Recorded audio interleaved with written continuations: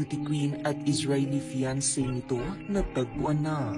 Matapos ang matagal na panahong palaisipang pagkawala ng beauty queen na si Geneva Lopez at Israeli fiancé nito, tuluyan ng natunto ng mga otoridad ang dalawa. Si Geneva Lopez at Israeli fiancé nito natagpuang mga bangkay na lamang. Huling nakita si Geneva, isang mutyanang Pilipinas, Pampanga contestant, at ang kanyang Israeli boyfriend na si Cohen noong June 21 habang sakay ng isang SUV.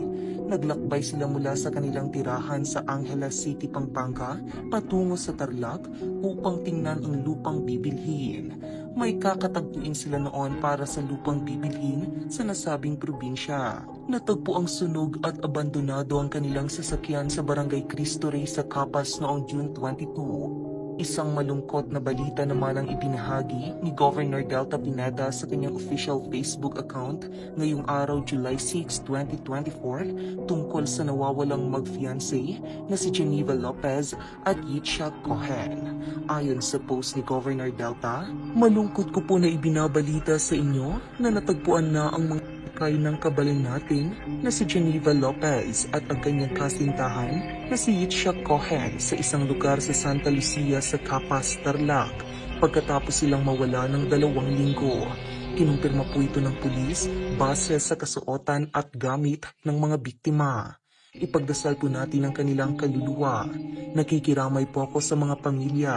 Patuloy po akong tutulong sa paghahanap ng hustisya para kay Geneva at Yitzhak. Matatanda ang nag-alok sina Governor Delta at Vice Governor Lilia Pineda ng 1 milyong pisong gantimpala para sa sinumang makakapagbigay ng wastong impormasyon tungkol sa nawawalang magkasintahan. Sa tulong ng isang saksi, natukoy ang pinagbaunan ng 2 bangkay. Ayon sa isang Facebook post ng Bombo Radyo Baguio, mga miyembro ng Scene of the Crime Operatives o SOCO ang naghukay sa 2 bangkay.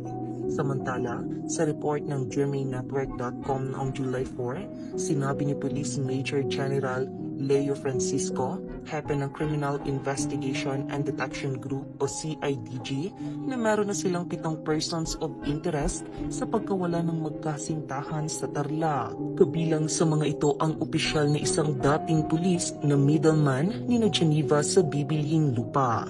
Pero ayon kay Francisco, hindi pa nila nakakaunayan ang lahat ng itinuturing na POIS sa kaso. May pin ka pa naman, Magsasagawa mami. naman ng Just mga saying lang otoridad po. ng autopsy para magdetermina ang